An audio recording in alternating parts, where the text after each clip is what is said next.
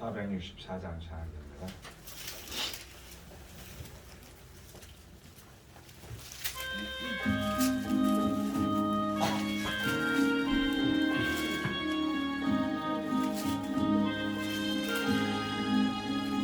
원한내 영혼 편히 쉴 곳과 동랑이라다 안전한 포구 폭풍까지가 다스리시나 주의 영원한 아래 위에 주의 영원하신 발 함께 하사 항상 나를 붙드시니 어느 곳에 가든지 요동하지 않음은 주의 팔을 의지함이라.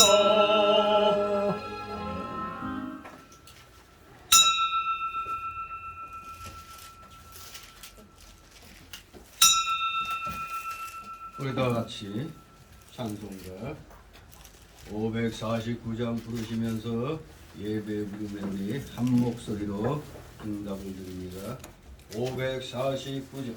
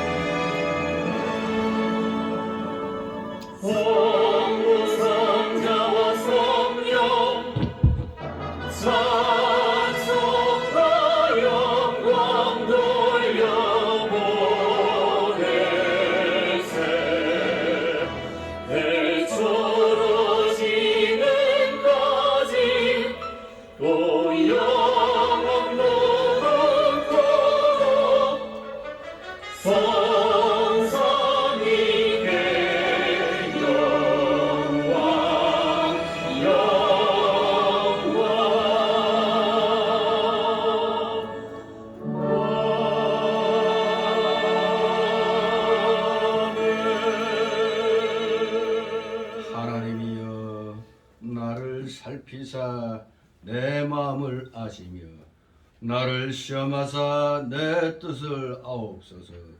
내게 무슨 악한 행위가 있나 보시고 나를 영원한 길로 인도하소서. 아멘. 다 같이 일어나셔서 찬송가 547장 하나님 앞에 올립니다. 547장.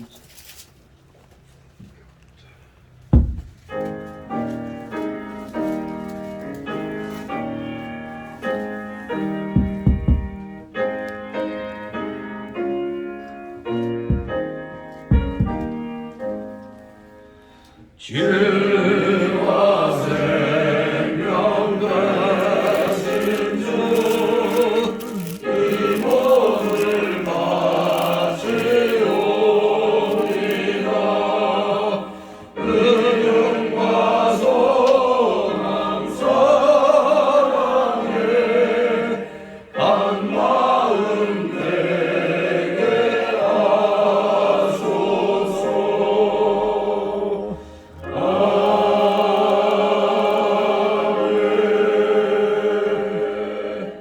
다같이 십계명 교독합니다. 찬송가 또는 성경 맨 뒤쪽에 있습니다. 사도신경은 맨 앞에 있고 십계명 제가 먼저 읽겠습니다. 제1은 너는 나 외에는 다른 신들을 내게 있게 말지니라.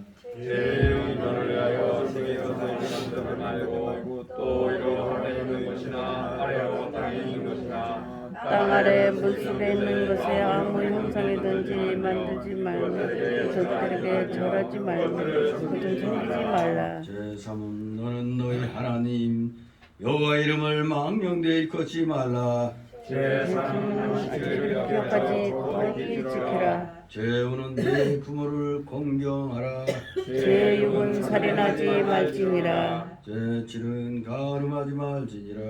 제8은 도둑질하지 말지로다. 제9는 네 이웃에 대하여 거짓 증거하지 말지니라. 제10은 내 이웃의 집을 망내지 말지니라. 말지니라. 아멘. 다같이 사도신경으로 우리의 신앙 하나님 앞에 고백드립니다. 전능하사 천지를 만드신 하나님 아버지를 내가 믿사오며 그 외아들 우리 주 예수 그리스도를 믿사오니 이는 성령으로 잉태하사 동정녀 마리아에게 하시고 본디오 빌라도에게 고난을 받으사 십자가에 못 박혀 죽으시고 장사한 지 사흘 만에 죽은 자 가운데서 다시 살아나시며 하늘에 오르사 전능하신 하나님 우편에 앉아 계시다가 저리로서 사는 자와 죽은 자를 심판하러 오시리라. 성령을 믿사오며 거룩한 공회와 성도가 서로 교통하는 것과 죄를 사하여 주시는 것과 몸이 다시 사는 것과 영원히 사는 것을 믿사옵나이다. 아멘. 다같이 찬송가 1장 하나님 앞에 올립니다. 1장 찬송부입니다.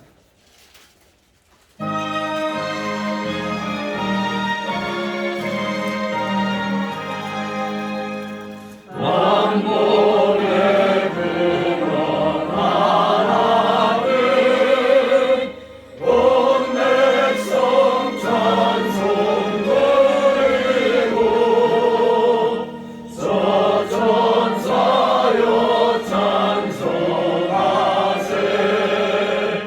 찬송 성부 성자 성령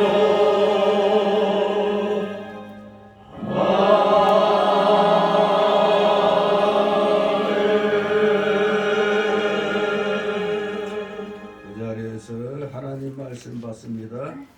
오늘 주일 오전에 주시는 말씀 신약성경 데살로니가전서 5장 16절에서 18절까지의 말씀입니다.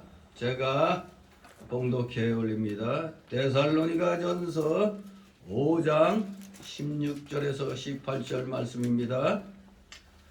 16절 항상 기뻐하라 쉬지 말고 기도하라. 다같이 범사에 감사하라. 이는 그리스도 예수 안에서 너희를 향하신 하나님의 뜻이니라. 아멘. 모두 제자리에 앉아 주시 바랍니다. 이 시간 하나님 앞에 목회기도 올립니다. 기도드립니다. 거룩하시며 전지전능하셔서 이 세상 천하 우주 만물을 오직 말씀으로 창조하신 그 피조물들을 보시고 참으로 힘이 좋았다고 표현하신 우리 거룩하신 하나님 아버지께 오늘도 사랑하시는 자녀들 한 마음으로 주님께 경배드리고자 특별히 서운교회 이 장소에서 설립된 지 만 20년을 맞이하여 또 이렇게 감사로 예배드릴 수 있도록 허락하시니 놀라우신 사랑과 은혜 아버지 감사를 드리옵나이다. 저희들 힘이 부족합니다. 그런데도 지금 이날까지 이 시간까지 저희들을 눈동자같이 지켜주심으로 믿음 생활에서 이탈되지 아니하고 오직 하나님 중심으로 십자가만을 바라보며 나아갈 수 있도록 허락하여 주셨사오니 이 놀라우신 사랑과 은혜 다시 한번 만만 감사를 드리옵나이다. 날마다 기뻐하고 참으로 범사에 감사드리리니 차고 넘치지만 우리의 실제적인 그런 생활의 모습은 힘이 어려운 것을 부인할 수가 없나이다. 세상이 요상하여 전 세계가 코로나19로 인하여 정말로 뭔가에 홀린 듯하게 지금 움직여지고 있는 것을 보면서 또 세계 곳곳에서 특히 이 한반도를 중심으로 전쟁의 기운이 맴돌고 있는 이러한 상황이 있기에 정말 항상 이게 이렇게 기뻐하면서 기도하면서 또 범사에 감사드려야 함에도 우리의 실질적인 이 몸은 우리의 영은 이미 구원받아 날마다 기쁨으로 차고 넘치며 찬송을 하기에도 부족하지만 아직 우리의 육신은 옛사람의 속성이 많이 남아있기 때문에 또 현실적인 문제를 놓고 고민하지 않을 수가 없나이다. 그러나 영의 기쁨과 즐거움으로 육신의 고통과 환난을 이겨나가는 슬기롭고 지혜로운 하나님의 자녀들 다 되게 하여 주시옵소서. 감사를 드립니다.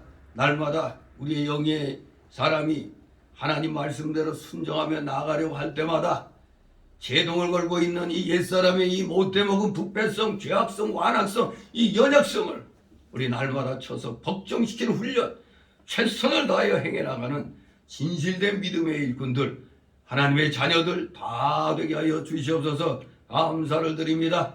참으로 이 세상 환난과 공고 속에 또 코로나 상황으로 인한 2년을 이렇게 지나오면서 우리의 그 현실적인 문제를 우리가 생각하지 아니할 수가 없습니다. 특별히 기독교계에 가해지는 눈에 보이지 아니하는 이제는 노골적으로 기독교를 비판하고자 하는 그런 흐름들을 보게 됩니다.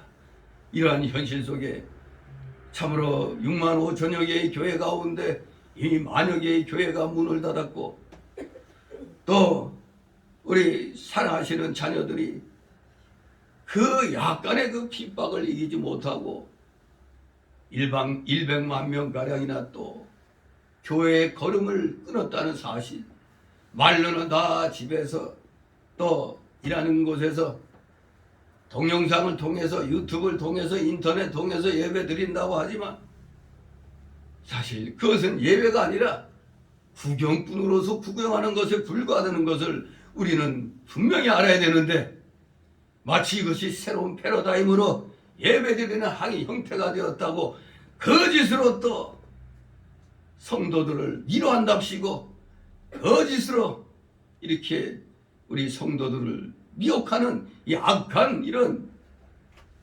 목사라고 할 수 없는 그런 자들이 목사라는 직함을 가지고 우리 교인들을 우리 성도들을 잘못된 길로 인도하고 있는 그러한 현실을 가슴 아프게 또 바라보고 있나이다. 그러나 우리 깨달은 우리 성도들은 정말로 거룩한 무리라고 불리는 우리 성도들은 단지 그저 교회에 등록만 한 교인들과는 분명히 다르다는 것을 이러한 코로나 시대에도 우리는 그것이 누가 뭐라 그래도 비록 불편함이 있어 이 마스크 쓰고 뭐 발열 체크하는 이런 불편함이 있지만 그래도 우리는 끝까지 우리의 믿음을 사수하기 위하여 이렇게 예배를 드립니다. 예배는 우리 일상생활 가운데 가장 중요한 일이기 때문에 이것은 양보의 대상이 되지 않는다는 것을 우리 모든 올바른 기독교인들은 분명히 알고 있기에 오늘도 모든 교회들이 정말로 올바른 교회들은 다 주님 앞에 나와 경배드리는 줄 압니다. 진실로 비록 그 숫자가 줄어들었다 할지라도 이들을 아버지 기억하여 주옵시고 이 소수의 무리들을 보시고 이 나라 이 민족을 온전한 의의 길로 인도하여 주시옵소서. 악의 무리들로부터 아버지 구해 주시옵소서. 이 나라가 언제부턴가 자유민주주의 체제가 무너지고 전 세계가 실눈뜨고 의혹의 눈으로 바라보는 전체주의 국가가 지금 되어 있나이다. 아니 사회주의로 공산주의를 사모해서 가는 것처럼 보입니다. 우방을 내팽겨치고 5천년의 원수하고 같은 걸음걸이를 하려고 하고 있사오니 아버지 이러한 상태에서 또 3월 9일날 이 나라 지도자를 뽑는 대통령 선거가 있습니다.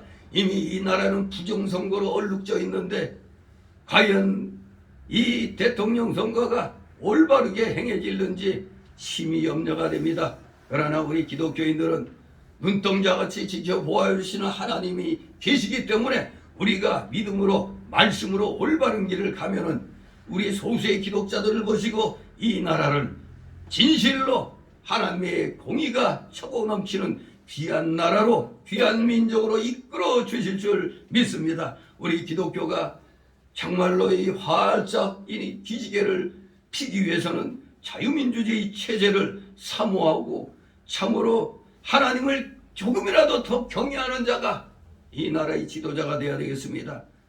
누가 더 낫다, 더 못하다 이것이 아니라 누가 좀 더 하나님 편에 가까운가가 오늘 우리의 기독자들의 판단의 근거가 되는 줄 압니다. 우리 모든 대한민국 국민들도 진실로 옛날부터 하늘을 두려워했기 때문에 누가 더 하나님을 경외하는가를 보고 올바른 투표를 할 수 있도록 이 민족에게 지혜를 주시옵소서. 감사드립니다. 사랑하시는 자녀들, 이러한 급변하는 이 세상의 흐름 속에서도 끝까지 말씀을 의지하여 십자가를 바라보면서 오늘도 이렇게 우리 성훈교회 만 20년 되는 이날을 또 기쁨으로 맞이하면서 예배드리고자 이 자리를 이렇게 또 주님 앞에 나와 드리고 있나이다. 사랑하시는 자녀들 한 사람 한 사람 기억하여 주옵시고 그들이 오늘 여러 가지 또 소망을 가지고 나온 그 모든 소원들 하나님의 뜻에 합당한 것들은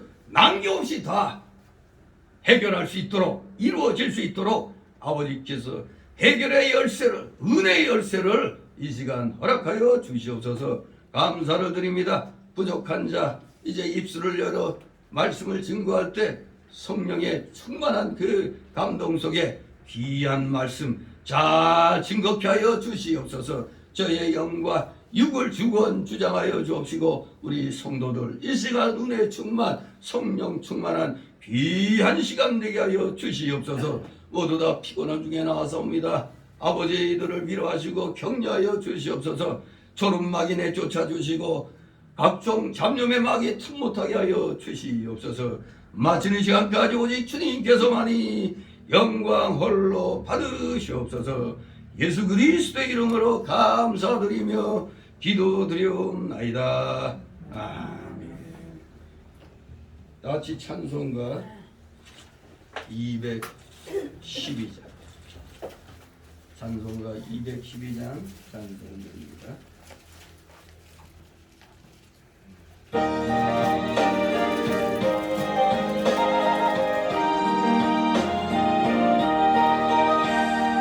나성 기위에 늘 기도하며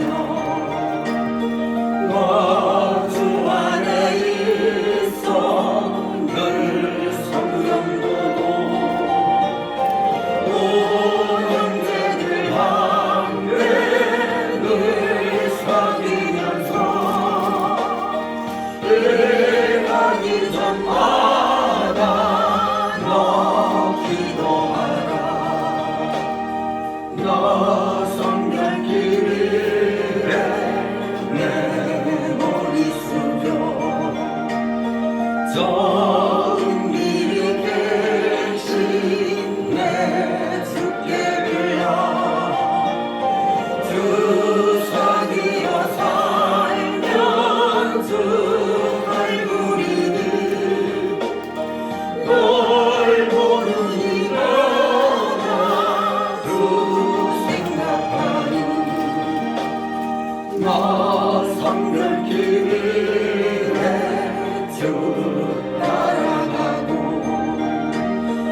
늘 다급하여도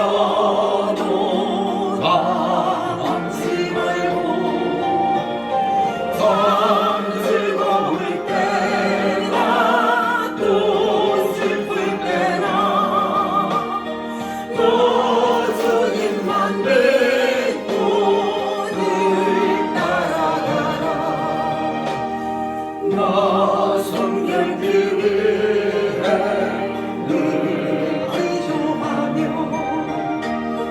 내 소원을 주께 다 맡기어라. 나 성령을 받아 주 섬겨 살며 저 천국에 가서 더 잘 섬기리. 아멘. 주님의 이름으로 여러분을 환영합니다. 특별히 오늘 성은교회 설립 20주년을 맞이할 수 있게 하여 주신 하나님께 감사를 드립니다. 자그마한 교회에서 한 장소에서 20년 넘게 있는 것은 좀 드문 일이죠.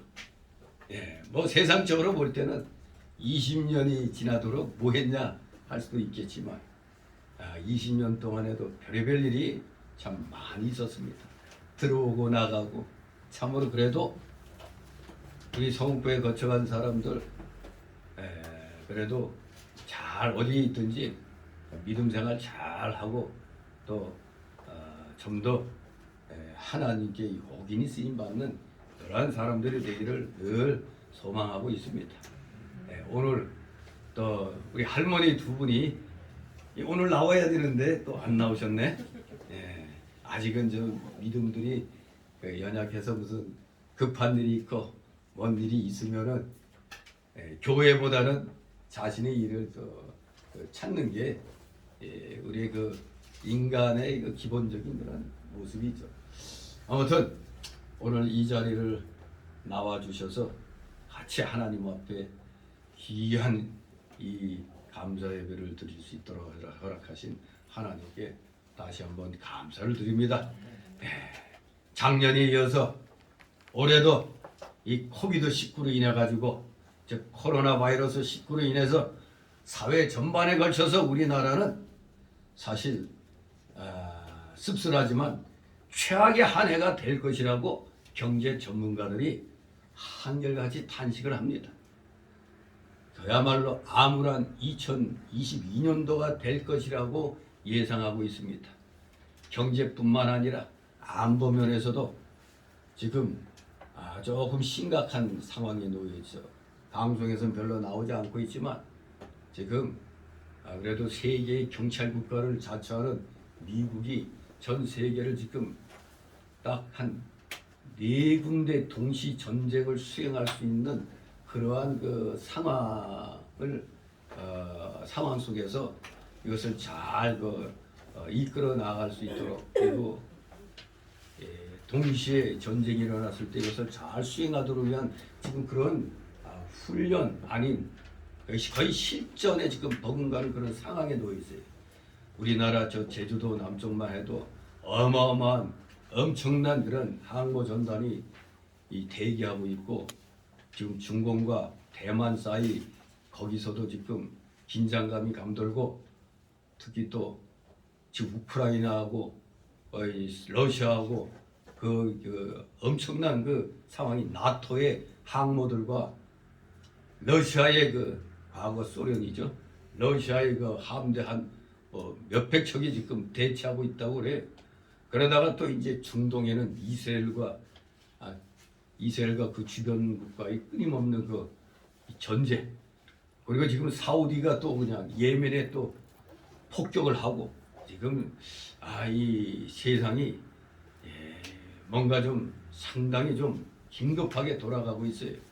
그래서 사전에 북한 김정은이 뭐 함부로 했다가는 죽는다 하는 걸 지금 미국이 보이려고 지금 제주도 남단 이쪽에 어마무시한 그런 함모들이 지금 배치돼 있어요. 중공이 대만을 건드리기는 아직은 24년도가 돼야 대만을 침공할 가능성이 있다고 얘기를 하지만 그러니까 지금 결국 우리나라의 문제를 해결하기 위해서 제주도 남단에 이제 항모들이 직결돼 있다고 볼 수밖에 없는 거죠. 아무튼 지금 안보 면에서도 이렇고 경제 면에서도 그냥 완전히 그냥 우린 진짜 피토하고 있는 거죠. 수없이 많은 자영업자들이 무너지고 중소상인들이 그냥 피눈물 흘리고 지금 대기업들도 그냥 막 엄청난 세금 뜯기고 그리고 악한 저 좌익들이 좌파도 아니에요 사실 좌익이에요 좌익. 좌익들이 이 대한민국을 그냥 완전히 망가뜨려도 5년 동안에 너무 망가뜨려 놨어요. 빚이 6천조가 넘으면 이게 말이 됩니까? 역대 정권들이 이 공무원 수 그 역대 정권이 흐르는 동안 공무원이 늘어난 수보다 지금 이 한 정권이 들어와서 몇 배의 공무원이 늘어나 버렸어요.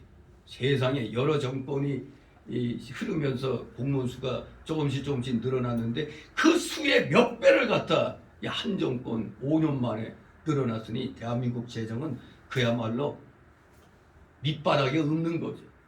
더구나 90년도 이후 출생자들은 연금이 없다는 말까지 이렇게 나와요. 아무튼 지금 대단히 그냥 위기의 위기의 위기를 지금 맞이하고 있는 걸 알아야 됩니다. 뭐 흘러가겠지. 예, 흘러갈 것입니다. 우리 그 솔로몬이 한 말이 있었죠. 이 또한 지나가리라. 이 또한 지나가겠죠. 근데 문제는 우리의 미래가 밝은 미래가 될 것인가 암울한 미래가 될 것인가 그게 문제죠. 뭐 우리만 살다가 가면 우리 때야 그냥 또 이렇게 그냥 뭐 적당히 흐를 것 같습니다만 이제 우리의 후손들이 문제가 되는 거죠. 후손들이 빚더미 왕창 많고 살 희망조차 없어지는 그런 암울한 시대가 이제 전개되는 그 기점이 바로 2022년도부터가 될 거라는 얘기죠. 하지만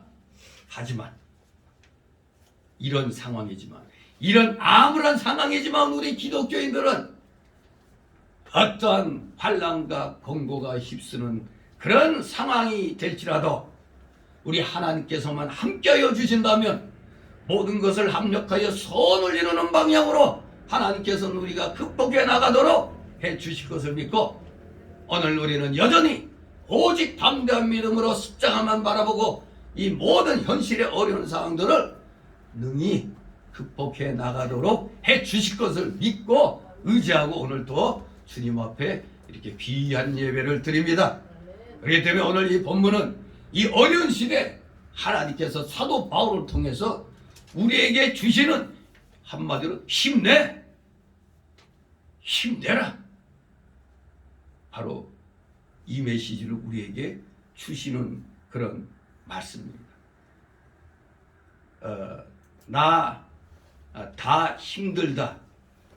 다 힘들다를 거꾸로 하면 어떻게 되죠? 다 힘들다. 다 힘들다를 다 힘들다를 거꾸로 하면 다 힘내. 다들 힘내. 예. 그거 그러면 다 힘들다. 이것이 이제 거꾸로 하면 다들 힘내. 그렇게 되는 거죠. 진짜 우리 모두 힘을 내야 되겠습니다. 진실로 사도 바울이 시대를 초월해서 성령의 감동으로 또 이 귀한 성경 말씀으로 우리에게 위로를 하고 있고 격려하고 있는 겁니다.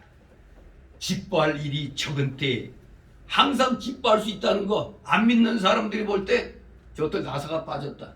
아주 이상한 인간들이다 볼 수가 있죠. 그러나 우리는 그럼에도 불구하고 항상 기뻐할 수가 있고 미래에 대해 불안해하거나 두려워 떨지 않고 하나님께 또 기도할 수가 있는 겁니다. 어렵냐? 그래 어렵다. 포기할까? 아니다 이거예요. 왜? 우리는 기독교인이다 이거예요.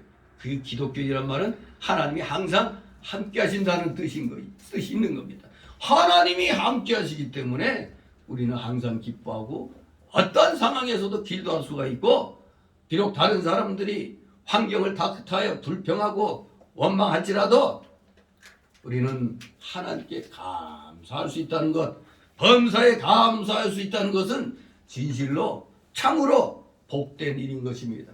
그렇기 때문에 우리 그냥 교인이란 말보다 성도라는 말로 불려야 돼요. 그냥 일반 통칭할 땐 교인이 몇 명 이렇게 되지만 성도가 몇 명이냐 이게 중요한 겁니다. 성도, 진정 구원받은 하나님의 성령을 받은 성도들이 과연 얼마나 되느냐 이것이 중요한 것이죠.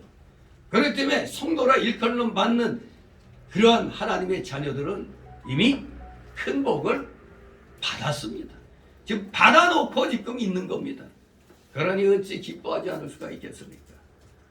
오늘 본문은 항상 기뻐하고 쉬지 않고 기도하고 범사에 감사하는 것이 그리스도 예수 안에서 우리를 향하신 하나님의 뜻이라고 말씀하고 계십니다. 하나님께서는 우리가 슬퍼하지 말고 기뻐하고 두려워하지 말고 기도하며 원망하지 말고 감사하기를 원하십니다. 이 복된 하나님의 뜻은 성도된 우리의 삶 속에서 이미 이루어지고 있는 것입니다. 오늘 본문은 우리에게 항상 기뻐하라, 쉬지 말고 기도하라, 범사에 감사하라고 말씀하고 있습니다. 항상 기뻐하라고 그랬는데 어떻게 항상 기뻐하냐 이겁니다. 사실 오늘 함께 여기 본 이 데살로니가전서 5장 16, 18절은 그 유명한 사랑장 고린도전서 13장 그 13장 끝절 13절이 소위 말하는 신망애죠. 신망애 믿음, 소망, 사랑. 그 고린도 13장 13절의 신망애와 함께 성도들의 마땅한 생활 자세를 아주 극명하게 요약하고 있는 명구절이라고 불리고 있는 것입니다. 그런데 믿음, 소망, 사랑 세 가지는 항상 있을 것인데 그 중에 제일은 사랑이라고 그랬죠.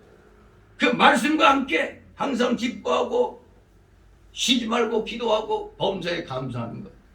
이것이 진정 우리 성도들의 마땅한 생활 자세임을 극명하게 요약해서 보여주고 있는 것입니다. 이것은 특별히 이미 하나님의 아들 자격을 얻고 현세 보존된 세상에서 사단의 세력 및 자신의 죄악된 본성과 싸우면서 미래의 건전한 영육의 구원을 사모하는 즉 구원론적 관점에서 바라본 우리 성도들의 실존적인 상황과 비교하여 보면 더욱더 큰 감동을 주고 있습니다. 왜? 지금 우리의 실존적인 삶은 항상 기뻐할 수 있어요? 아주 괴롭죠? 강제로 그냥 극약을 갖다 맞게 하고 말이 정말 제가 처음에는 뭐 알아서 맞고 싶은 사람 맞고 뭐 맞기 싫은 사람 맞지 말라고 했지만 이제는 아니죠. 절대 맞으면 안 된다고 얘기하고 있죠. 이러면 바로 저 이제 체포자가 올 수도 있죠. 그러나 분명히 이건 mRNA라는 그것을 갖다 개발해낸 사람들이 분명히 얘기하고 있잖아요. 이거 독극물이기 때문에 맞으면 안 된다고 그러잖아요. 아니 만든 사람이 얘기하는데 왜 안 믿어요? 우리 이거 제일 조심해야 되는 게 나 맞았는데 괜찮은데? 많죠 그런 사람. 나 3차까지 맞았는데 아무렇지 않아. 그건 아주 세상 말로 운 좋은 거죠. 식염수 맞은 거라고 할 수도 있습니까? 아무튼 이미 우리나라 전직 대통령 두 사람 노태우, 전두환 이 사람들 백신 맞고 빨리 가버렸어요. 암 걸려가지고. 이거 그 외에도 얼마나 많은 가정들이 깨졌어요 지금. 완전히 그냥 반병신 돼서 치료비가 엄청나게 몇 천만 원 쌓여가지고 이거 어떻게 해결하는가. 뭐 기껏 애 길러놨더니 애가 그냥 맞고 그냥 반병신 되거나 죽거나 이런 일들이 많이 일어나고 있으니까 정말 그런 분들한테 매주 토요일 2시, 3시 광화문역, 광장 그 역하고 강남역에서 그 백신 패스 반대, 백신 반대 그 집회하잖아요. 거기에 다 자기 가족 죽은 영정사진 이 들고 나와가지고 그냥 외치잖아요. 그 사람들 앞에 가서 아무리 목사라고 하지만 항상 기뻐했다가는 너나 기뻐해라 그럴 거 아니에요. 왜? 우리 현실은 항상 기뻐할 수가 없잖아요. 그러니 이렇게 우리의 그 실질적인 그 상황을 보면 우리 구원받은 성도들 역시 그런 아픔을 당할 때는 우리가 사실 그 기뻐할 수가 없잖아요. 우리 육성은 이걸 다 초월해야 되는데 그 최권능 목사님처럼 자기 아들이 죽어서 상여 메고 나가는데 그 뒤에서 덩실덩실 춤추고 뭐라고 했어요? 왜 춤췄어요? 우리 아들 천국 간다 그러고. 그런 걸 비교해 보면은 참 극명한 믿음의 차이가 이제 날 수가 있죠. 우리는 또 좀 말씀을 깨달았다고 해서 그래. 그래도 우리는 그럼에도 기뻐해야지. 항상 기뻐해야지만 실제적인 삶 속에서는 괴로움하니 내 자녀가 내 남편 아내가 죽었는데 뭔 놈에 감사할 수가 있어. 하지만 그래도 하나님은 어떻게 하라고? 항상 기뻐하라고 그랬습니다. 사실 이 항상 기뻐하란 말을 우리가 곱씹어 봐야 돼요. 먼저 과거적 시점에서 우리는 비록 완전한 성취에는 못 이르렀으나 이미 우린 다 구원을 얻었잖아요. 이미 우리는 영적으로는 구원을 다 얻어가지고 천국의 시민권을 완전히 성취했어요. 천국의 시민권을 지금 완전히 우리는 성취받았습니다. 그렇기 때문에 약간의 어려움에 시달릴지라도 그 마음 깊은 곳에는 기쁨이 용서성치지 않을 수가 없습니다. 구원의 감격 때문에. 우리 진정한 우리 성도들은. 그래서 크고 절대적인 복을 얻은 자가 작고 상대적인 세상 일에 얽매이지 않는다는 것은 당연한 거죠. 크고 절대적인 복을 내가 받았는데 그까지 뭐 세상적으로 일어나는 일 다 어차피 살고 죽고 하는 그런 건데 거기에 너무 얽매이지 않는다는 건 사실 좀 어느 정도 초월한 믿음이면은 지극히 당연한 거죠. 그래, 어차피 사람은 나고 죽고 하는 거니까 이게 초월할 수가 있어요. 하지만 아무리 그래도 우리의 그 사람들의 삶은 그렇게 쉬운 게 아니란 말씀입니다. 아무튼 우리가 그럼에도 불구하고 항상 기뻐해야 됩니다. 말은 할 수 있으나 또 한편으로는 또 육신적인 그 아픔을 우리가 또 위로해 줄 수 있어야 되는 겁니다. 하지만 우리 하나님께서는 지금 여기 바울 사도를 통해서 항상 기뻐하라고 지금 명령이죠. 명령을 하고 있습니다. 항상 기뻐하라. 기뻐하는 것이 좋을 듯 하다가 아니에요. 기뻐하라고 명령적으로 말씀하고 있습니다. 원래 기뻐한다는 것은 자발적인 감정 아닙니까? 내가 기쁘니까 그냥 자발적으로 기뻐지는 겁니다. 그런데 이 단어를 갖다 바울 사도의 입을 통해서 하나님께서 기뻐하라고 명령형으로 말씀했다는 것에 우리는 아주 유의를 해야 됩니다. 왜 명령을 하셨을까? 우리의 실제적인 삶은 이렇게 항상 기뻐할 수 있는 삶이 아닌데도 분명히 주님은 명령을 했습니다. 기뻐하라고. 그것은 창조주 하나님께서 우리 인간에게 완전한 복을 주셨기 때문에 이처럼 말하실 수가 있는 겁니다. 바로 이것은 창조주 하나님의 입장에서 너에게 완전한 구원의 복을 줬으니까 그게 당연하다 이렇게 하나님 입장에서는 그렇게 말하실 수가 있는 겁니다. 근데 우리 인간은 아무리 그 목회 오래 해서도 인간의 연약함이 그 부패성이 다 있기 때문에 듣는 사람 입장에서 목사님이니까 그런 소리 하지 그렇게 말할 수는 있어요. 하지만 하나님 절대적인 창조주 하나님이 우리에게 완전한 복을 주신 그러한 분이시니까 주권자 입장에서 기뻐해 하면 뭐라고 해야 되죠? 네 해야지 뭐 아멘 해야지 뭐. 그러면 아니 되옵니다 이럴 수는 없잖아요. 기뻐하라고 그랬으니까 기뻐해야 됩니다. 진실로 이것이 바로 하나님의 뜻이라고 그랬어요. 또 쉬지 않고 기도하라고 그랬죠. 기도를 통한 끊임없는 신앙각성을 가짐으로써만 성공적인 인생을 살 수가 있고 또 목적지에 안전하게 이룰 수 있는 것입니다. 그렇기 때문에 우리는 매일매일 매 순간을 주님의 구원을 주님의 그 도움을 구하라는 현재적인 시점에 충고라 이렇게 우리가 받을 수가 있습니다. 어떻게? 쉬지 말고 기도하라. 아이고 나도 먹고 살아야지. 언제 맨날 쉬지 말고 기도만 할 수 있습니까? 그러나 여기에서는 우리가 생활 속에서의 기도는 일하면서도 언제든지 기도할 수 있는 거고, 운전해 가면서도 운전대 잡으면서 기도하고, 버스나 지하철 타고 갈 때도 항상 우리가 기도할 수 있고, 이 길거리 가면서도 기도하면서도 갈 수 있고 그런 거 아니에요. 항상 기도하라고 그랬는데 성경에 눈 감고 기도하라고 돼 있어요? 성경에 아무리 눈 씻고 봐도 내 이거 다 몇 번 다 봐도 눈 감고 기도하라는 그런 말은 없습니다. 눈 감고 기도하는 건 그냥 우리가 이제 집중하려고 이제 그렇게 하는 거죠. 근데 산기도, 밤에 산기도 가면은 눈 감고 기도 하나, 눈 뜨고 기도하네?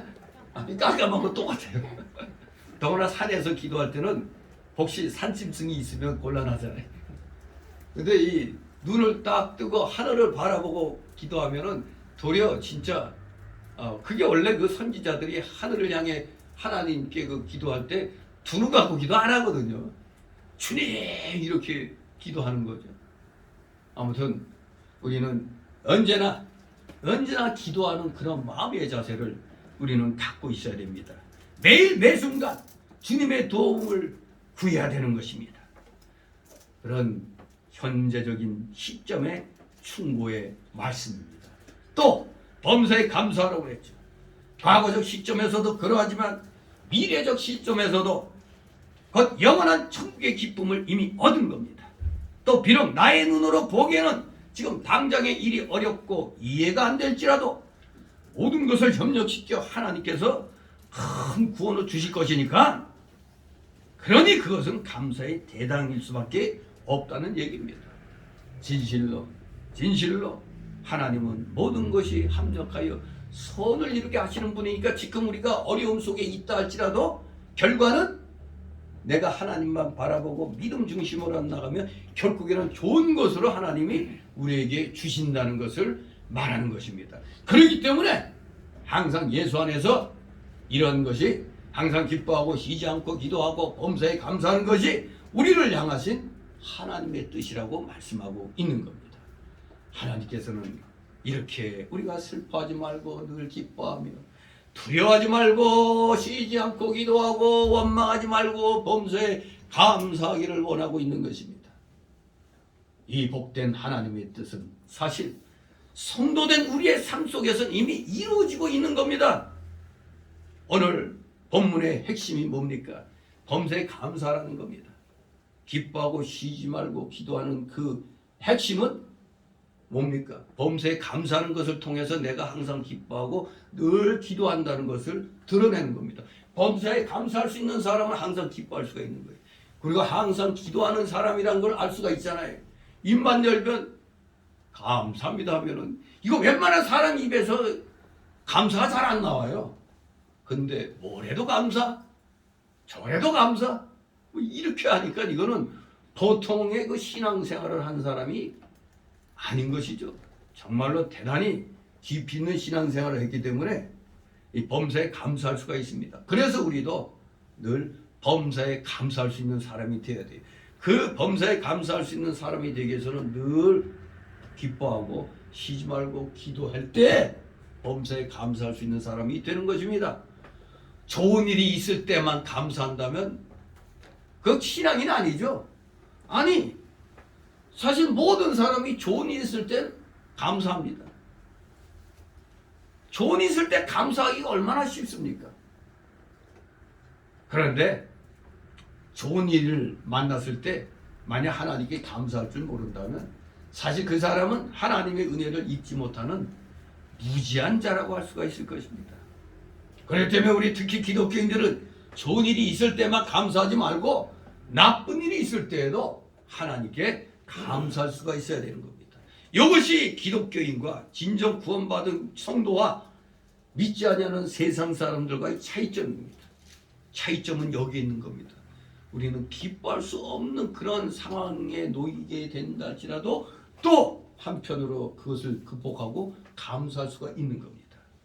그러면 중요한 것은 이제부터 어떻게 우리가 그렇게 해야 되느냐, 어떻게 감사할 수 있느냐, 그 근본적인 원인, 우리가 범사에 하나님께 감사할 수 있는 것은 바로 뭐에 근거해서 항상 기뻐하고 쉬지 않고 기도하면서 범사에 감사할 수 있게 되느냐, 뭐 때문에 우리가 그렇게 될 수 있느냐, 바로 우리가 받은 뭐 때문에, 두 글자, 우리가 받은 뭐 때문에, 구원 때문에 우리가 최종적으로 범사에 감사할 수가 있는 것입니다.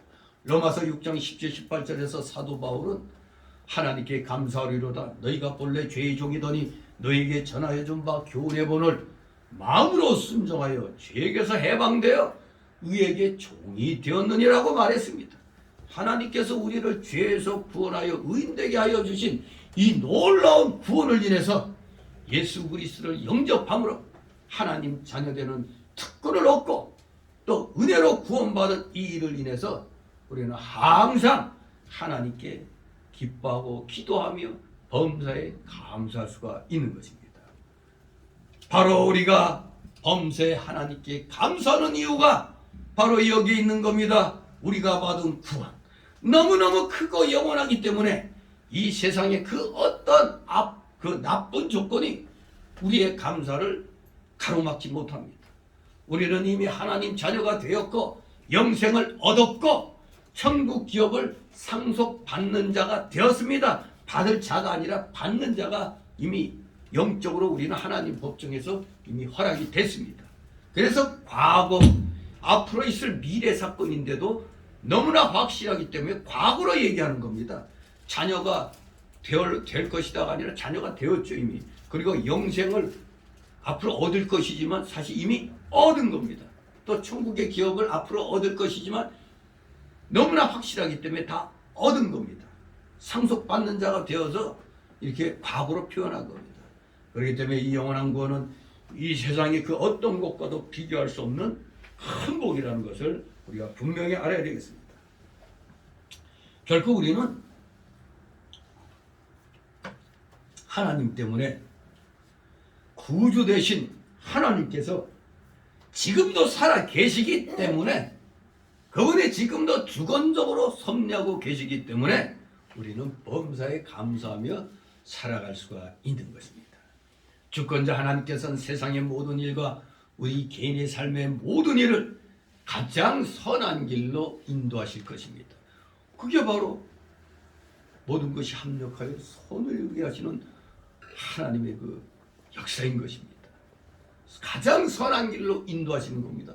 구원받은 자들의 결론은 항상 이겁니다. 가장 선한 길로 주님이 우리를 인도하신다는 것. 그것은 지혜와 능력과 선함이 충만하신 하나님께 합당하고 당연한 일이며 성경도 그렇게 그것을 증거하고 있는 겁니다. 그래서 로마서 8장 28절이 뭐라고요? 우리가 알거니와 하나님을 사랑하는 자, 그 뜻대로 부르심을 입은 자들에게는 모든 것이 합력하여 선을 이루느니라고 말하고 있는 겁니다. 우리는 그것을 믿습니다. 참으로 이 말씀이 너무나 좋죠.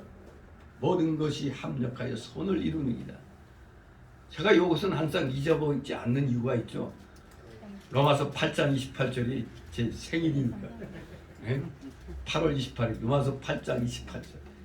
여러분들도 자기 생일에 어떤 구절이 딱 떨어지는 걸 한번 살펴서 그 구절을 외워놓기 바랍니다. 우리가 알거니와 하나님을 사랑하는 그 뜻대로 부르심을 입은 자에게는 모든 것이 합력하여 선을 이룬다고 그랬습니다. 우리는 그것을 분명히 믿습니다. 또 성경은 하나님께서 천지 만물을 보호하시며 기르시며 특히 자기 백성을 보살피고 돌보시고 공급하심을 밝히 증거하고 있습니다. 우리 예수님께서 마태복음 6장 26절에 분명히 말씀하고 있습니다. 공중에 새를 보라. 심지도 않고 거두지도 않고 창고에 모아들이지도 아니하되 너희 천부께서 기르시나니 너희는 이것들보다 귀하지 아니하냐. 다 저 미물들도 저렇게 먹고 사는데 하나님의 형상을 따라 창조함을 받은 우리가 그것들보다 귀한 거 아닙니까? 얼마나 귀합니까? 우리가 하나님의 형상으로 창조가 됐는데. 또 마태복음 6장 30절에 또 오늘 있다가 내일 아궁이에 던지우는 들불도 하나님이 이렇게 입히시거든. 하물며 너희를 가보자. 믿음이 적은 자들아. 이렇게 꾸짖고 계십니다.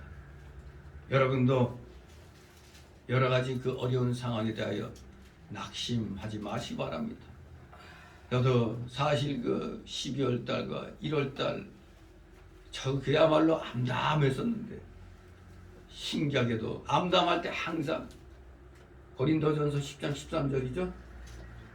하나님께서는 감당할 시험만 주신다고 했잖아요. 감당하지 못할 때는 피할 길을 주신다고 그랬어요. 그런데 과연 그 말씀을 항상 머릿속에 되뇌이며 그렇게 하면서 항상 가만히 있으면 돼요? 구하고 찾고 두드리라고 했죠. 구하면 얻을 것이요 찾으면 찾을 것이요 두드리면 열릴 것이라고 그랬습니다. 우리는 말씀을 실천하는 가운데서 말씀의 그 깊이를 깨닫는 겁니다. 실천하지 않고 저 신비주의자들처럼 저 과도한 은사주의자들처럼 무조건 주옵소서 이루어질 것을 믿사오니 그건 잘못된 신앙인 것입니다. 우리가 생활 속에서 이미 하나님께서 다 주셨어요. 다 주신 걸 우리가 못 찾고 있는 것뿐입니다.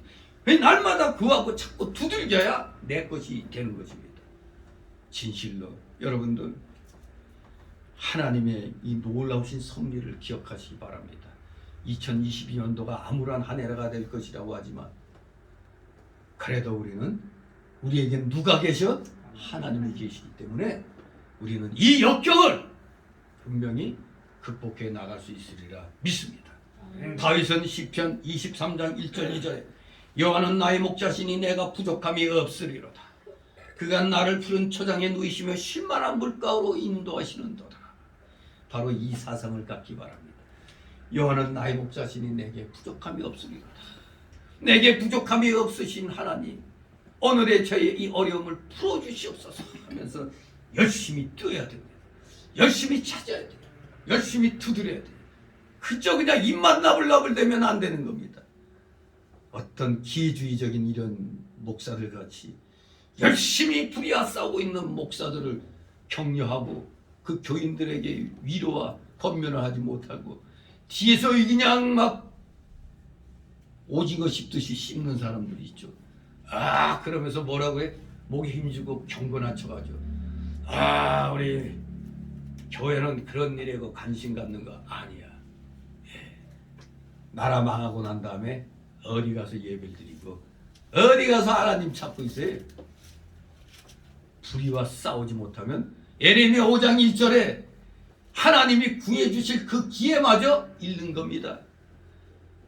저 성 밖과 저 광장에 나가서 의인 한 사람을 찾으라고 그랬어요. 하나님이 마지막 기회 주셨어요. 예레미야 선지자님. 근데 의인 하나가 없었어요. 그래서 예루살렘은 마침내 바벨론에 가여 멸망을 당합니다. 소돔 고모라 왜 멸망했죠? 의인 10명이 없어가지고 멸망당했습니다. 외치는 자, 나아가면 상관없는 것 같은데도 열심히 외치는 자들이 있습니다. 그런 자들에게 감사하시기 바랍니다. 감사는커녕 뒤에서 그냥 자기 교회 교인들에게 그런 자들 잘못된 거라고 욕이나 해야 되는 이런 싸가지 없는 것들이 강단에 많이 있습니다. 이것들이 무슨 목사입니까? 불의에 대하여 입 닫고 있는 자들은 그 목사들 아닙니다. 불의를 보면 이 입이 가만히 있지 못하게 되는 거예요. 정상적인 하나님의 공의를 외치는 사람들은 불의를 보면 가만히 있지 못해요. 그리고 이사야 5장 24절에 이 세상이 어떤 세상이에요? 흑암을 광명이라고 그러고 광명을 흑암이라고 그러고 선을 악을 선이라고 그러고 선을 악이라고 그러고 쓴 것으로 단 것이라고 그러고 단 것을 쓴 것이라고 하는 자는 뭐 한다고? 저주가 있을지어다. 지금 저주받을 자들이 세고 셌는데도 입 다물고 있는 사람들.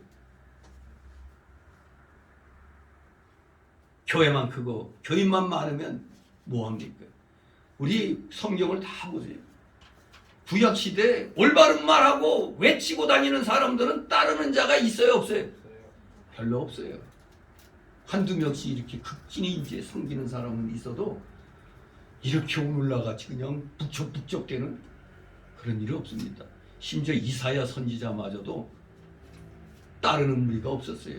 물론 역사적으로 뭐 좀 그 비부인들, 귀족 일부가 좀 이사야를 따랐다고 그러는데 그 일부입니다, 일부. 근데 에레미야 선지자는 잘못하면 맞아 죽을 지경까지 갔잖아요. 그냥 웅덩이 속에 그냥 가둬서 그냥 죽을 지경까지 됐잖아요.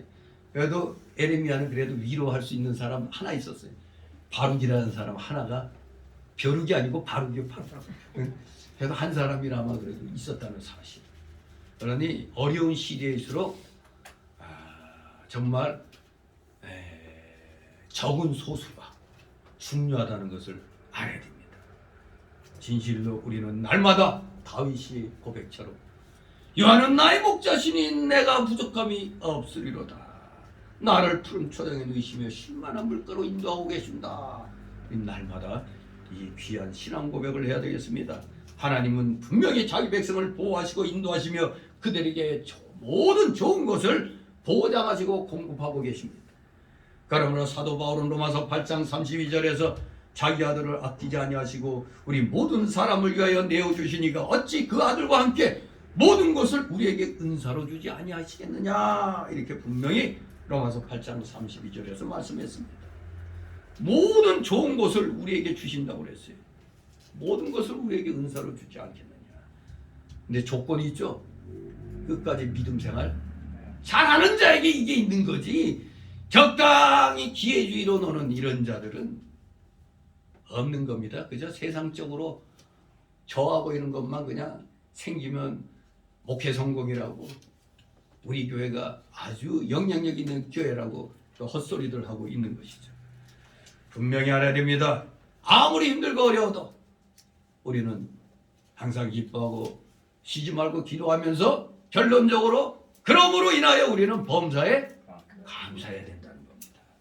자, 이제 우리가 오늘 이제 잊어서는 안 될 게 몇 가지 마음가짐이 필요합니다.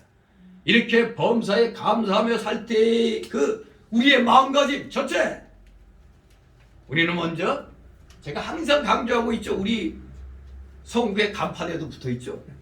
먼저 하나님 나라와 그 일을 구해야 되는 것, 이게 첫 번째 우리의 마음가짐이 돼야 범사에 감사할 수가 있는 겁니다.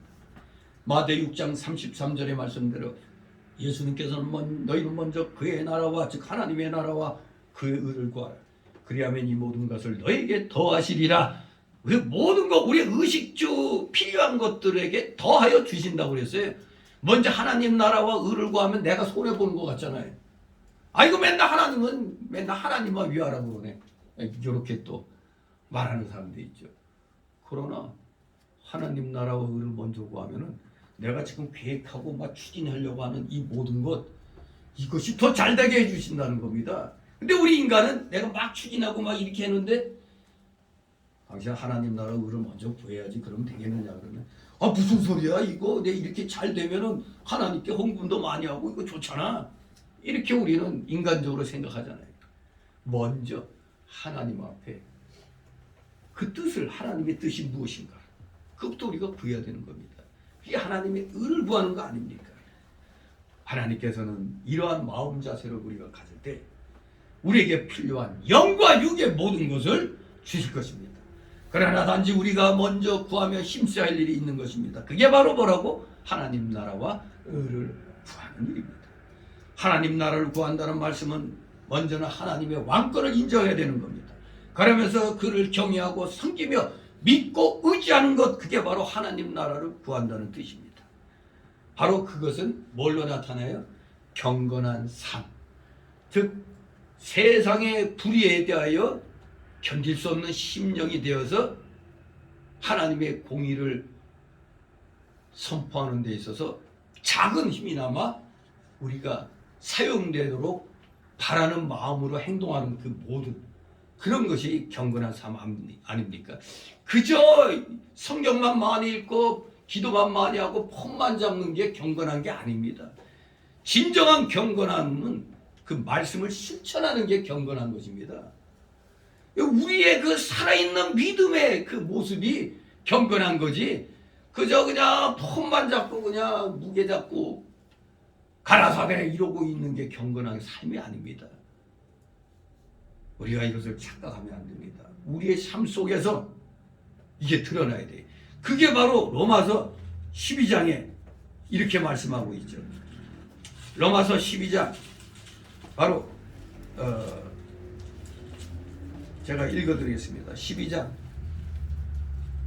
1절. 그러므로 형제들아 내가 하나님의 모든 자비하심으로 너희를 권하노니 너희 몸을 하나님이 기뻐하시는 거룩한 산제사로 드리라. 이는 너희의 드릴 영적 예배니라 이랬습니다. 거룩한 산.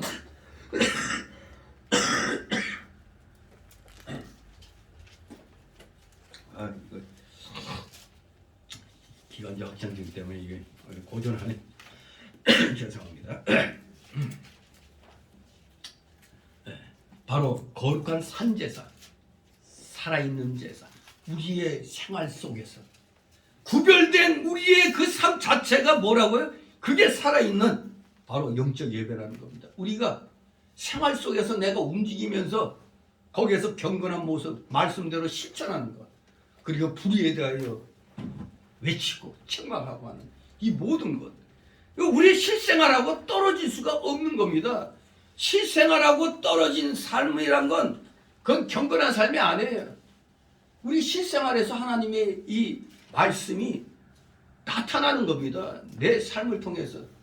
우리 그래서 열심히 하나님의 공의대로 사는 사람, 이렇게 막 그 사람만 봐도 사람들이 역시 예수 믿는 사람이라 다르구나. 왜 다르다고 믿을까요?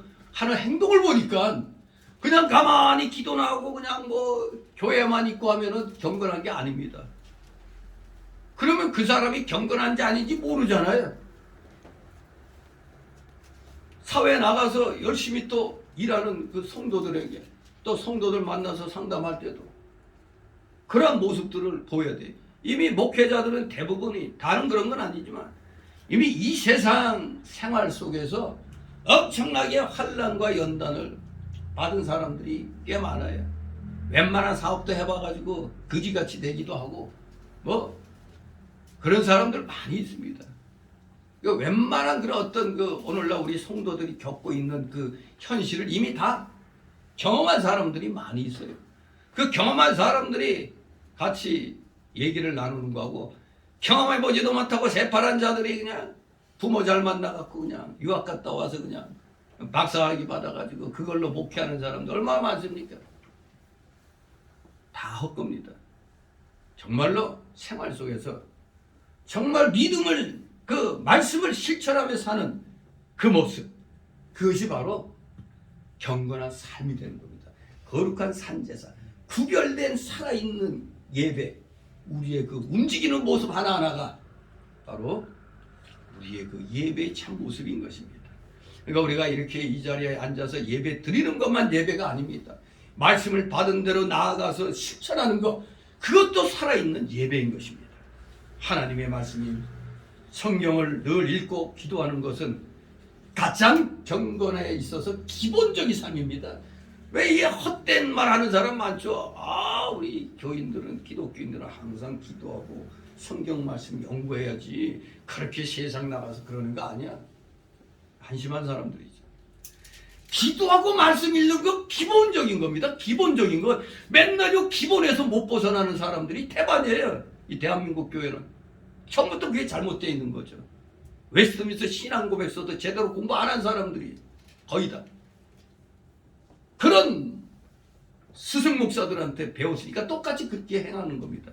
그러니 나라가 망해가도 찍소리 않고 있는 겁니다. 가장 기본적인 거, 아니 누가 보면 기도도 안 하고 성경도 안 읽는 것 같이 말하잖아요. 자기들만 열심히 성경 읽고 기도하는 것처럼 얘기하잖아요. 그거는 기본이에요. 기본. 읽고 기도하는 건 기본인 겁니다. 그래서 항상 우리는 먼저 성경 읽고 기도하기를 힘쓰면서 하나님을 인정하고 의지하면서, 그리고 그 믿음 가지고 어디 가서 세상에 나가서 모범을 보이면서 살아야 되는 겁니다. 모범을 보면서 사니까 실질적으로 제가 집사 시절에 그 무역회사 다닐 때 참 힘들었어요. 아이 뻑하면 술자리가 많아요. 그냥 술만 먹으면 또 그런데 괜찮아. 또 아가씨들 옆에 끼고 말해 이런 데도 또 가야 되거든. 그런데도 제가 지금 생각해보면 그래도 잘 버틴 것 같아.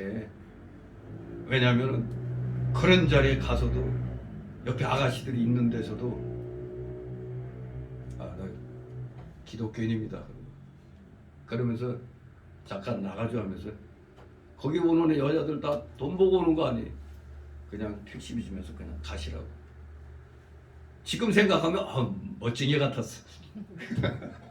예수 믿기 전에는 그런 게 어디 있어요. 그냥 근데 믿고 난 다음에는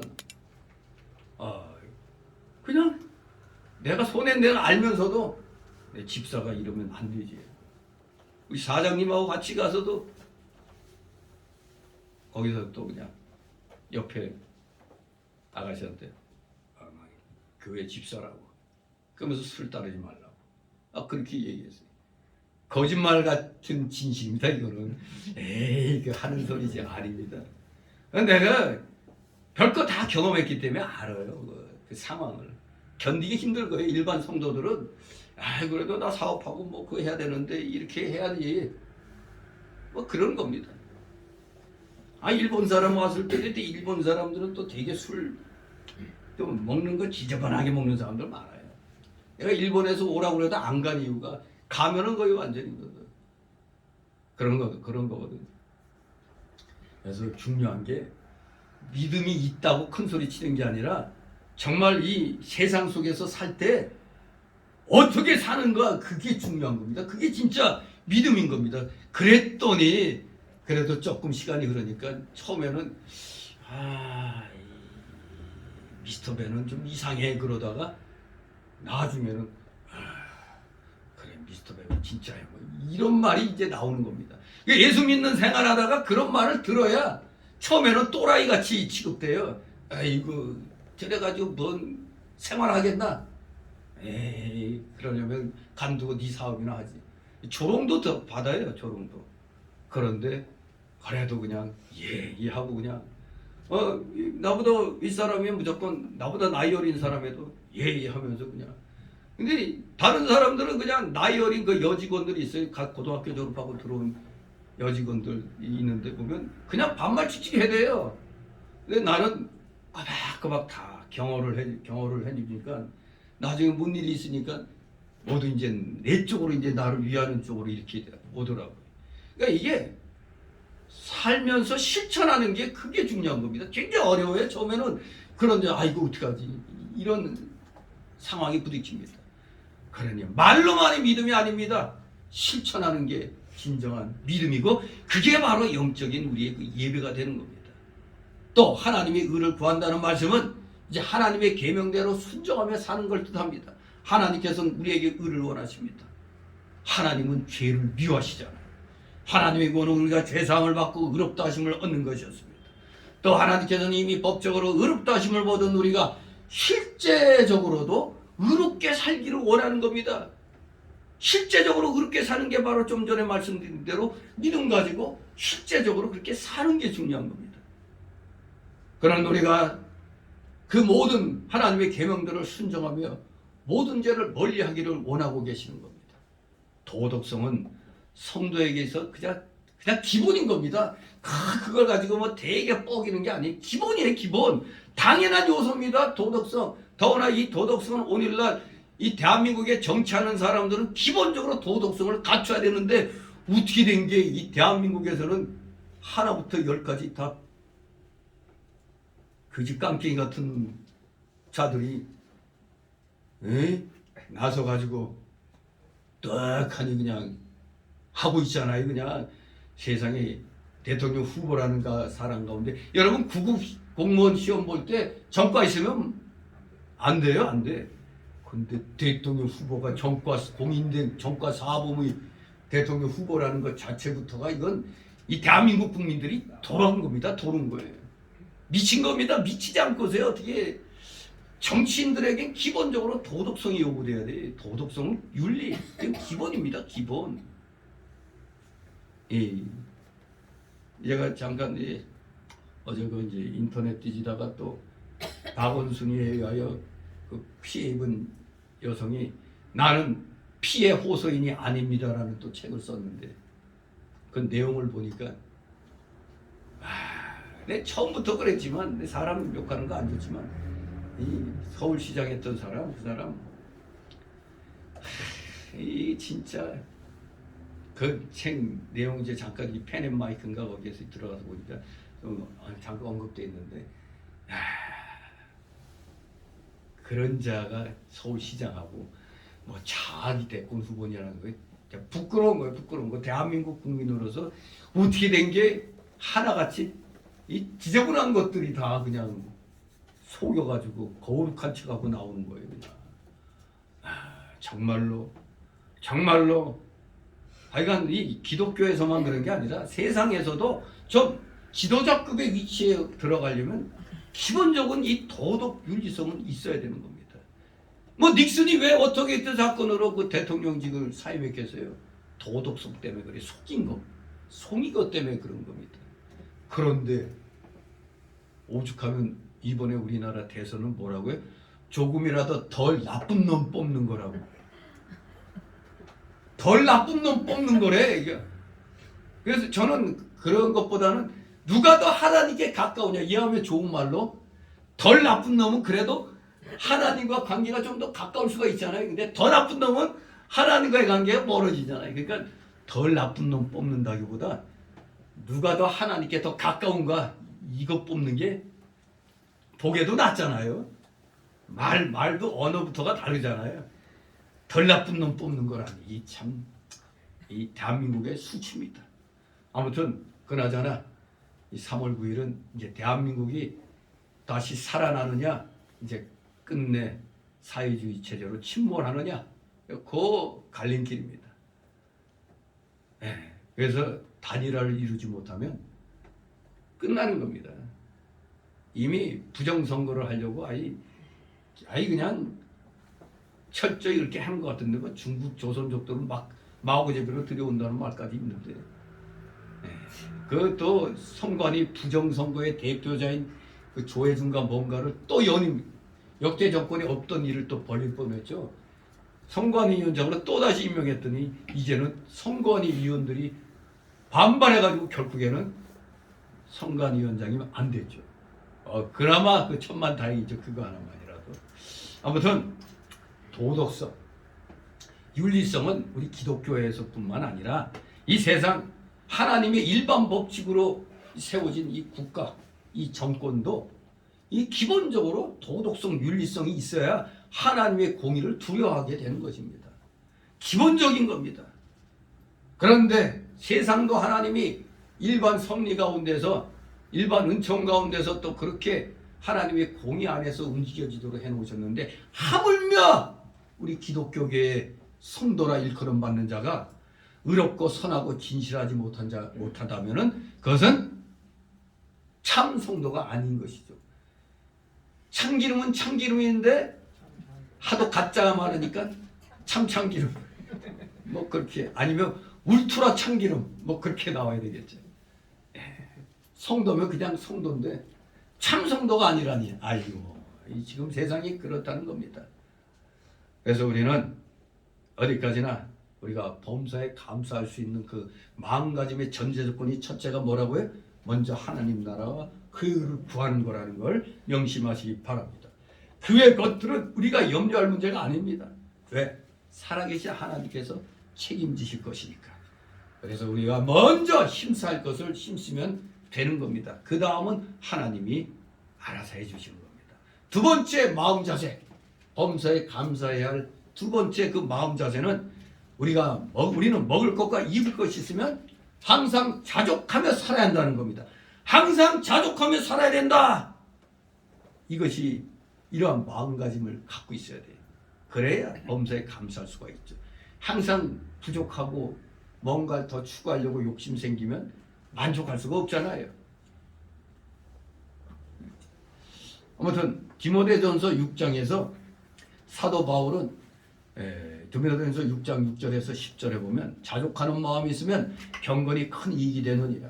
우리가 세상에 아무것도 가지고 온 것이 없음에 또한 아무것도 가지고 가지 못하리니 우리가 먹을 것과 입을 것이 있은즉 족한 줄로 알 것이니라. 부하려 하는 자들은 시험과 올무와 여러 가지 어리석고 해로운 정욕에 떨어지나니 그 사람으로 침륜과 멸망에 빠지게 하는 것이라. 돈을 사랑함이 일만하게 뿌리가 되나니 이것을 사모하는 자들이 미혹을 받아 믿음에서 떠나 많은 근심으로서 자기를 찔렀도다. 이렇게 말씀하고 있습니다. 그렇습니다. 우리 사람이 물질에 대한 탐심이 있으면 절대 자족이 안 됩니다. 만족할 수가 없어요.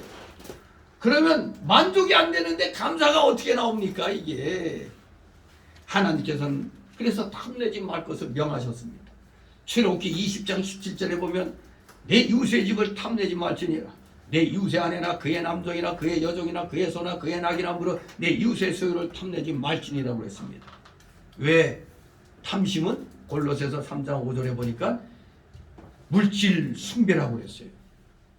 탐심이라는 건 실질적으로는 물질을 섬기는 거 아닙니까? 섬기는 거. 즉 물질 숭배가 탐심입니다. 에이 그냥 내가 좀 뭐 더 갖고 싶어 하는데 그걸 구태여 뭐 왜 물질 숭배라고 그러냐 하지만 성경에 바로 탐심은 바로 우상 숭배라고 그랬어요. 물질 숭배가 우상 숭배 아닙니까? 사람이 탐욕을 품으면 감사가 나오는 게 아니라 아이고 왜 이것밖에 안 돼 이렇게 되는 거죠. 우리 사람이 그래요. 내가 지금 어떤 일을 할 때 요 정도만 있으면 된다고 생각하고 아이고 뭐 해주시옵소서 하다가 또 그게 딱 됐어. 그러면 아이고 하나님 감사합니다 하면서 아이고 조금만 더 있었으면 이런 마음이 생기는 겁니다. 그렇습니다. 진실로 탐심을 가진 자는 항상 불평하고 원망이 나오게 돼 있어요. 감사가 안 나옵니다. 뭔가 더 가져야 되겠는데 생기니까 아쉬워요. 아이고 조금만 더 있으면 좋겠는데 아니 뭐 감사가 나올 리가 없습니다. 그렇습니다. 그래서 우리가 탐심을 버려야 범사에 감사할 수가 있는 겁니다. 탐심을 버리는 마음 그게 바로 항상 자족하며 살아야 된다 이겁니다. 항상 자족하며 사는 이 마음가짐 이것이 바로 범사에 감사할 수 있는 그 마음가짐이 되겠습니다. 세 번째로 범사에 감사할 수 있는 마음가짐 구제하기를 힘쓰라 이겁니다. 구제하기를 힘써야 한다. 구제 남에게 베풀어주고 돕는 거 아닙니까? 근데 이 구제는 내가 하고 싶으면 하고 하기 싫으면 안 하는 게 아닙니다. 왜? 구제는 하나님의 뜻입니다. 하나님의 뜻이면 명령이에요. 명령. 무조건 해야 되는 겁니다. 그것은 쉽게 말하면 우리 성도에게 있어서 선택사항이 아닙니다. 구제하라 했으면 해야 돼요. 필수사항입니다. 필수. 선택사항이 아니고 필수입니다. 필수. 특히 구제는 우리가 하나님의 은혜에 감사하는 징표가 되는 겁니다. 감사하는 징표가 내가 구제 생활에 힘쓰는 것. 남을 이렇게 어려운 사람 도와주는 것. 이게 진정 하나님의 은혜에 감사하는 실질적인 그러한 삶의 모습이 되는 겁니다. 그래서 신명기 15장 7절 11절은 특히 구제를 강조하고 있습니다.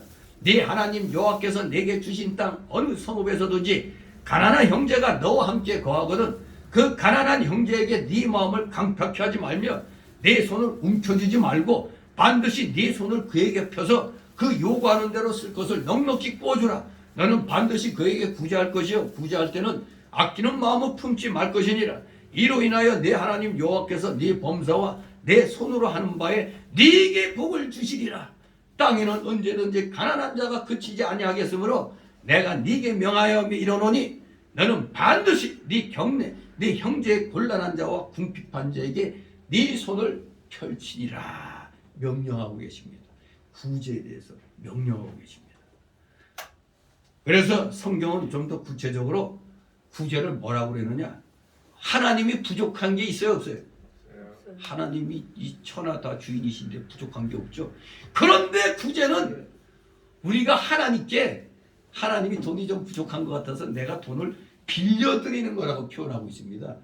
구제가 하나님께 돈을 빌려드리는 거라요. 잠언 19장 17절에 가난한 자를 불쌍히 여기는 것, 가난한 자를 불쌍히 여기는 게 바로 여호와께 꾸이는 것이니 즉 여호와께 빌려드리는 것이라고 그랬어요. 어디에? 잠언 19장 17절에 여호와께 빌려드리는 거래요. 가난한 자를 불쌍히 여기는 게, 하나님은 나 필요 없어 했는데도 하나님께 빌려드리는 거가 되는 겁니다. 그래서 그 결과는 그 선행을 갚아주시리라고 잠언 19장 17절에 말씀합니다. 만약 실질적으로 하나님께서 우리에게 돈을 좀 빌려달라고 하시면 누구든지 아이고 하나님이 그러시니까 누구든지 빌려드리려고 할 겁니다. 그러나 가난한 자를 구제하는 일은 사실 잘 안 하려고 하죠. 하기가 어렵죠. 하지만 여러분들이 구제를 많이 하면은 여러분들은 하나님께 그 채권자가 되는 거예요. 하나님께 돈을 많이 빌려드린 자가 되는 겁니다. 여러분 하나님께 돈을 많이 빌려드리기 바랍니다. 그러면 반드시 갚아주신다고 그랬어요. 그 선행을 갚아주시리라. 많이 구제하면 하나님께 돈을 많이 빌려드리는 셈이 된다고 어디에서? 잠언 19장 17절에서 말씀하고 계십니다. 신약시대 마게도냐 교인들은 환난의 많은 시험 가운데서도 극한 가난 속에서도 풍성한 연보를 넘치도록 했다고 그랬어요. 다 교인들이 힘들고 어려웠는데도 연보 생활을 잘했다는 겁니다. 더구나 그 마게도냐 교인들은 힘대로만 한 게 아니에요. 자기 힘에 지나도록 자원했고 성도 섬기는 그 일에 참여하기를 간절히 소원했다고 고린도후서 8장 1절 5절에 말씀하고 있습니다. 예, 마게도냐 교인들, 오늘날 우리도 그렇습니다. 우리 교회 힘들고 어려운데, 우리 성도들 삶이 어려운데 어떻게 다른 그 개척교회나 이런 데 도와줄 수 있어? 하지만 마게도냐 교인들이 좀 있어서 도와준 게 아니에요. 없는데도 자기 힘에 지나도록 했다는 겁니다. 쉽게 말하면 오늘날로 표현하면 내가 커피 한 잔 마실 거 안 사 먹고 한 끼 금식하고 그래서 한 겁니다. 그게 힘에 지나도록 한 겁니다. 이게 풍성해서 많이 한 게 아닙니다. 사도 바울은 이 마게도냐 교인들의 이 헌금의 이 사실들을 언급하면서 고린도 교인들에게 엄하게 교훈합니다.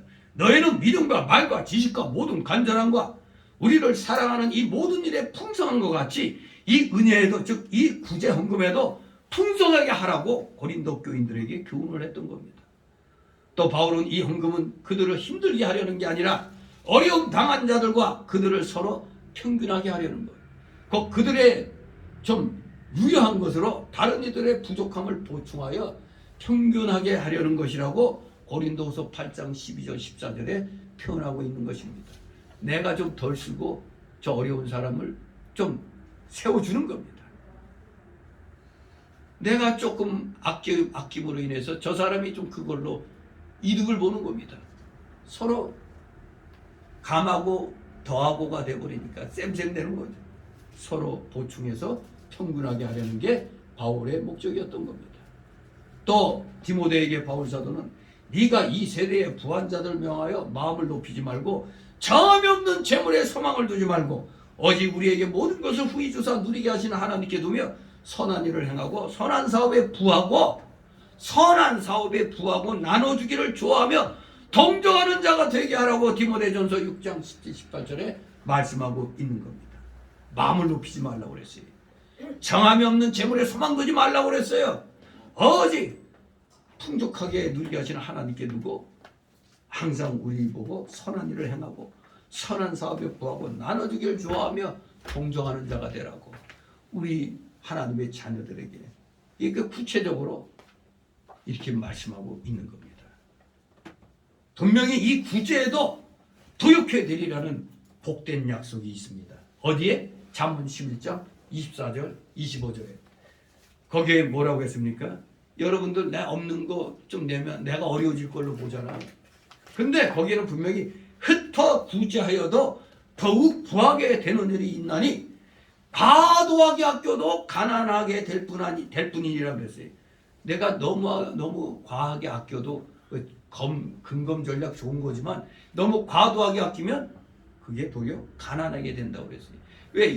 굉장히 부자 같은데도 너무 그 가난한 사람처럼 사는 사람이 있어요. 그게 꼭 모범이 되는 건 아니에요.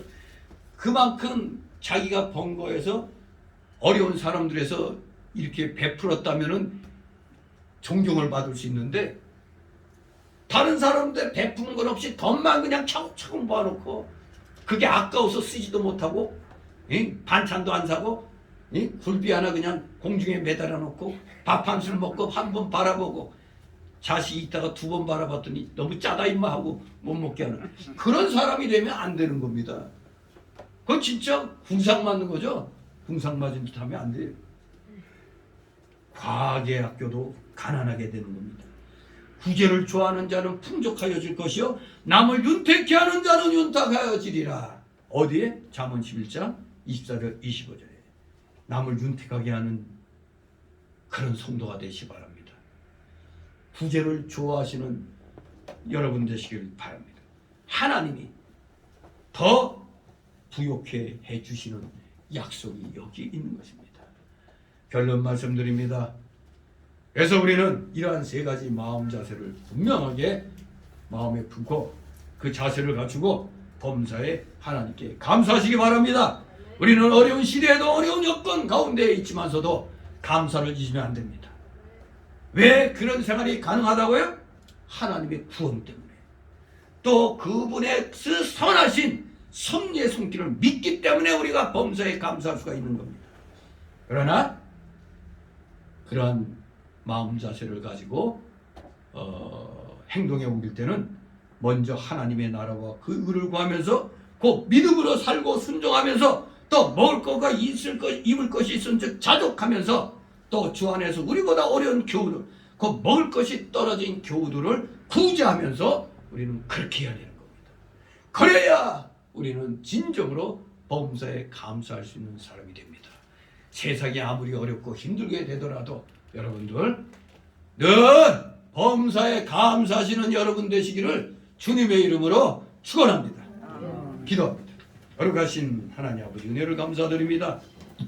오늘 특별히 세상에서는 모든 전문가들이 대단히 어려운 한 해가 될 거라고 이렇게 예상하고 있지만 우리 기독교인들은 오직 하나님의 말씀만을 믿고 의지하면서 힘들면 힘들수록 더욱더 하나님 말씀대로 순종해 나가는 것이 진정 그 모든 환난과 공고를 극복해 나갈 수 있는 지름길이 된다는 걸 분명히 우리는 말씀을 통하여 깨닫고 있나이다. 우리 모두 깨달은 대로 최선을 다하여 하나님 나라와 의를 구하면서 우리 모두 자족하는 그런 삶을 살면서 어떻게든지 우리 어려운 이웃들 특히 우리 형제자매들을 구제하는 데 힘들 때 늘 하나님의 놀라우신 위로와 그 사랑과 또 하나님의 그 선행을 갚아주시겠다고 약속하신 그 말씀대로 우리의 모든 것이 앞으로 더욱더 풍족하게 되리라 믿습니다. 세상은 어려우나 우리 기독교인들은 영적으로 풍요로운 그런 또한 시대를 맞이하게 될 줄 믿고 우리 모두 최선을 다하여 늘 감사하면서 말씀대로 순종하며 실천하기를 더욱더 힘을 쓰겠다고 다짐하고 결심하는 2022년도 한 해가 되게 하여 주시옵소서. 감사드리며 예수 그리스도의 이름으로 기도드리옵나이다. 아멘. 다 같이 찬송가 518장 찬송입니다.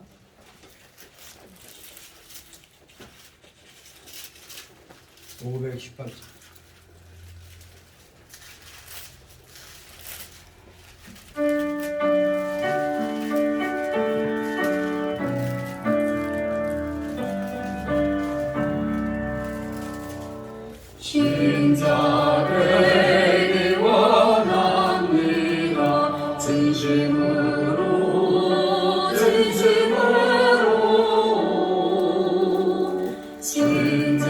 신자되기 원합니다. 진심으로 진심으로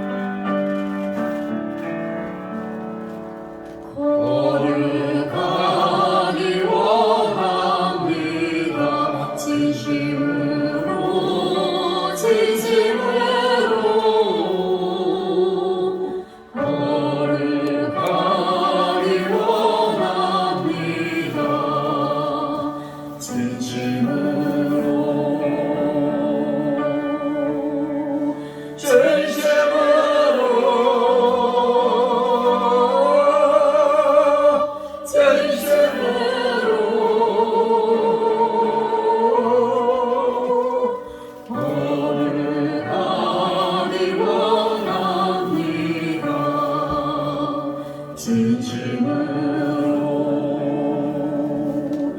예수 닮기 원합니다. 진심으로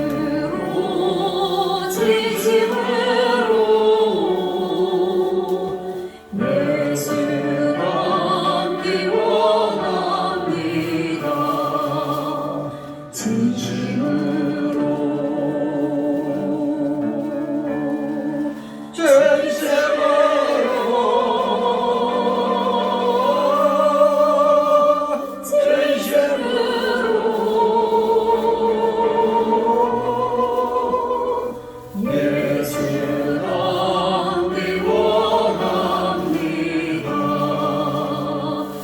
진심으로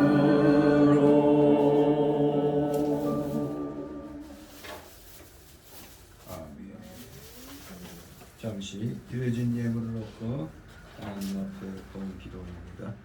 사랑과 은혜가 풍성하신 의로우신 하나님 아버지, 오늘도 주님의 사랑하시는 자녀들 어려운 세상살이에서도 오늘 주일이라 주님 앞에 나오는 날이라 기억하게 하여 주셔서 힘들고 어려워도 귀한 예물 구별하여서 오늘도 빈손으로 나오지 아니하고 주님 앞에 10의 1조를 드리고 또 주일 예물 구별하여 드리고 각종 명목의 감사 예물들, 차량 예물, 건축 예물, 기타 여러 가지 그 마음에 우러난 대로 자원하는 믿음으로 드린 귀한 손길들이 있습니다.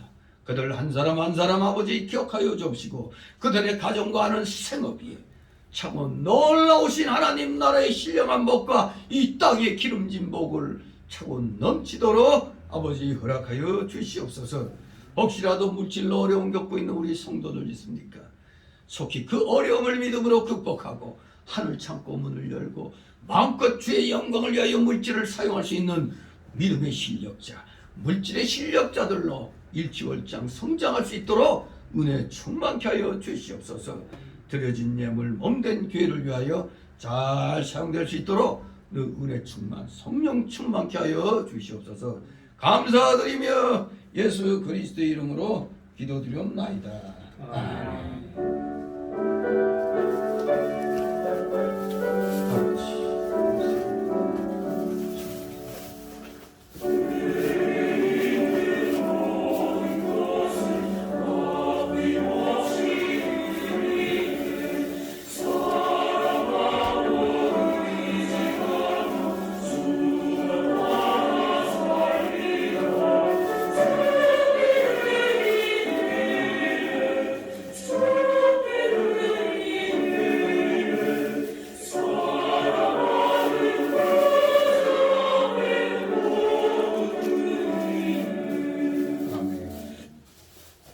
이 시간이 새신자 소개 시간이지만 등록된 카드 없습니다. 우리 서로 우리 설립 20주년 감사하는 인사들 서로 나누시 바랍니다. 반갑습니다. 감사합니다. 오늘 우리 성교회 20주년 기념하는 귀한 날입니다. 은혜 넘치는 여러분 되시기 바랍니다. 광고 말씀은 보신 대로 이번 1월의 네 번째 주일입니다. 이번 달에는 5주가 되네요. 5번째 주. 바로 마지막 5번째 주부터는 이제 또 우리 민족의 그 명절, 설 명절이 시작이 되네요. 아무튼 여러분들 지금부터 또 마음이 부산할 수 있습니다만 그래가지고 또 원래 정식 설이 1일인가요? 2월 1일? 2월 2일? 1일이죠. 1일이 설입니다. 또 주일날부터 또 세상에 빠지면 안 됩니다. 주일은 구별하여 주님께 드리고 형제 자매 간에 친척 간에 우애를 나누는 건 1일날부터 하면 되는 겁니다. 우리 모두 최선을 다해서 하나님 앞에 예배드리고 힘쓰시 바랍니다. 분명히 또 오늘 1월 20 원래는 1월 27일인데 생일은 앞당기라고 그랬죠. 주일날 오늘 23일 네 번째 주일 이렇게 감사 예배를 드립니다. 우리가 새로운 사람들 초청도 해야 되지만 오늘날 여건이 좀 그러지 못하고 있죠. 아무튼 힘들수록 우리는 더욱더 하나님 나라와 의를 구하시는 여러분 되시길 바랍니다. 그리고 오늘 약소하지만 우리 또 떡도 준비했나요? 네. 오늘 그래도 생일 잔치라고 우리 또 강영은 배주리 집사 부부가 또 점심 식사를 또 도시락으로 또 이렇게 준비를 했어요. 또 우리 여성교회에서 떡 준비했나? 우리 최순옥 집사님이 떡을 또 이렇게 하셨습니다. 우리 서로 감사드리면서 맛있게 오늘 드시고 오후 예배 또 찾아뵙도록 하겠습니다. 다 같이 일어나셔서 62장 부르시고 축복 기도로 마칩니다.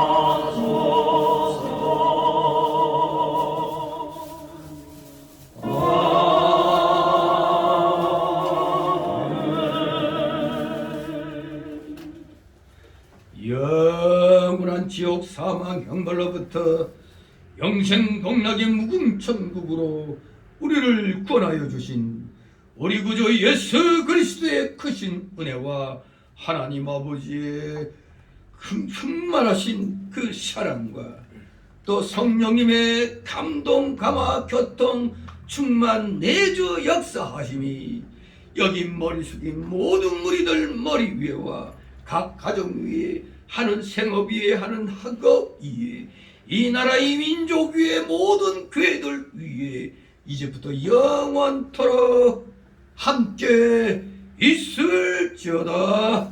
아멘.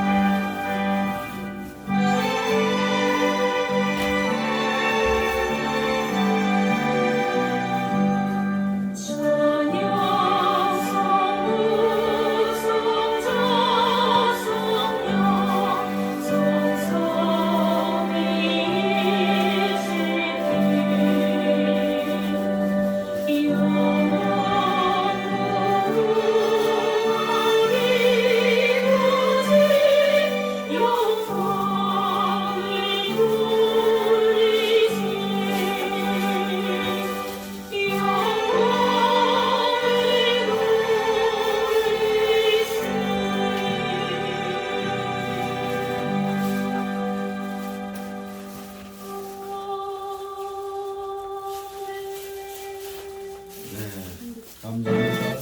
수고들 하셨습니다. 써야 하는데 안 쓰고 사과다. 잠깐만 앉아 계세요. 잠깐 앉아 계세요.